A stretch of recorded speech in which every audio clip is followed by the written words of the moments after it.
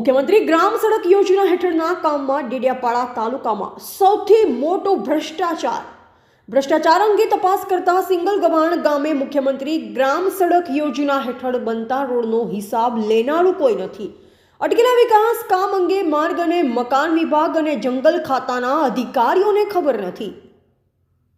ડેડિયાપાડા તાલુકાના અંતરિયાળ વિસ્તારમાં આવેલ સિંગલ ગવાણ ગામે આઝાદીના આટલા વર્ષો બાદ પહેલીવાર મુખ્યમંત્રી ગ્રામ સડક યોજના અંતર્ગત શ્રી દાયમા કન્સ્ટ્રક્શન રાજપીપળા દ્વારા બનતો આ રોડનું કામ છેલ્લા 1 વર્ષથી અધૂરો છોડી મુકાતા ગ્રામજનોમાં ભારે રોષ જોવા મળ્યો છે. વિકાસ કામ હજુ સુધી પૂર્ણ ન થતા ગ્રામજનોમાં ભારે રોષ ભભૂકી ઉઠ્યો છે અને વહેલી તકે આ રસ્તાનું કામ પૂર્ણ થાય તેવી માંગ ઉઠવા પામી છે. અને જો કામ વહેલી તકે પૂર્ણ ન થાય તો ગ્રામજનોએ આવનારી લોકસભાની ચૂંટણી બહિષ્કાર કરવાનું પણ મન બનાવી લીધું છે. અનેક સળગતા સવાલ ડેડિયાપાડા તાલુકાના સિંગલ ગવાણ ગામના લોકોમાં ઉત્પન્ન થઈ રહ્યા છે. શું મુખ્યમંત્રી ગ્રામ સડક યોજના હેઠળ બનતા રોડનો હિસાબ લેનારું કોઈ નહીં? કોના ઇશારે કોન્ટ્રાક્ટરો આ રીતે બોર્ડ લગાવી સરકારી ગ્રાન્ટના લાખો રૂપિયા પોતાની તિજોરીમાં ભરે છે? આવી એજન્સી અને કોન્ટ્રાક્ટરોને કોણ પ્રોત્સાહન આપી રહ્યું છે? જનતા પૂછે છે નર્મદા જિલ્લા તંત્રને સવાલ કે આવા કોન્ટ્રાક્ટરને બ્લેકલિસ્ટ કેમ ન કરવા જોઈએ?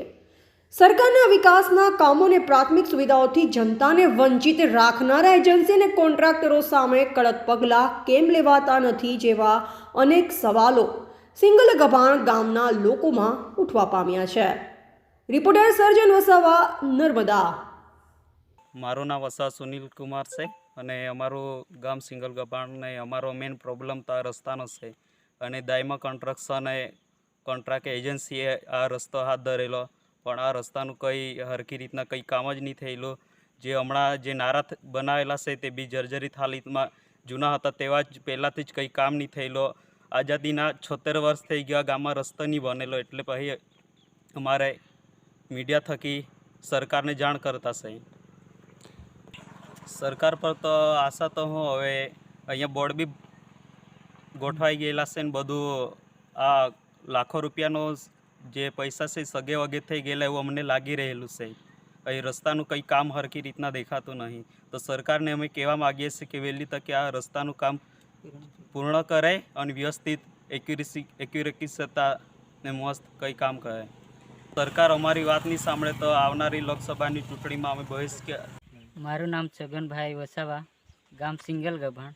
અમારો પ્રશ્ન છે રસ્તાનો. અને રસ્તો પહેલા મહિનામાં મંજૂર થયેલો છે 2023માં. દાયમા કન્સ્ટ્રક્શને એમને લીધો છે રસ્તો બનાવવાનો. તો અમારો રસ્તો નહીં બન્યો. અને અમારો પુલ છે અડધા છે, રસ્તો બનાવવાનો બાકી જ છે.